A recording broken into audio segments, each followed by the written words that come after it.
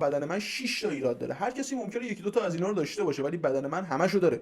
ببینیم که تو چند تا داری. اولیش من هنوز چاقم. میگم هنوز به خاطر اینکه من یه زمانی 136 کیلو بودم و 30 کیلو کم کردم و الان 106 کیلو، اما هنوز هم چاقم و از اونجایی که دیسک کمرم رو عمل کردم نمیتونم ورزش خاصی انجام بدم و از طرفی من باید تو 4 5 ماه آینده این 30 کیلو اضافه رو هم کم بکنم. هر کاری که انجام بدم تا زمانی که وزنم بیاد پایین رو تو همین پیجم میذارم، حتما دنبال بکن. دومین ایراد بدن من اینه که موهای سرم میریزه. ببین تا دلت بخوادم مولتی ویتامین مصرف کردم، جواب نمیده برای من باید از راههای دیگه استفاده بکنم. هر راهی که تست بکنم و نتیجهشو بازم تو همین پیج میذارم. سومین ایراد بدن من اینه که هم سرم شوره داره هم پوست صورتم، یعنی الان اینجا رو نگاه بکنی همش پوست است و قرمز. این مشکل رو میخوام طی 2 هفته آینده برطرفش بکنم. چهارمین مشکلی که بدن من داره اینه که پاهام حالت ایکس داره و همین باعث میشه که هم به دیسک کمرم بیشتر فشار بیاد. دومین مسئلهش اینه که توی هیچ عکسی من پاهام خوب وای نمیسته. ببین هنوز مشکلات بدن من تموم نشده. تا اینجاش به نظر میاد پدرم هر چیزی بد بوده رو برای من گذاشته. اما میریم سراغ پنجمی. من صورتم گرده. یه آدمی که میخواد خوش استایل تر به نظر برسه و جذاب تر باشه باید یه زاویه فکی داشته باشه.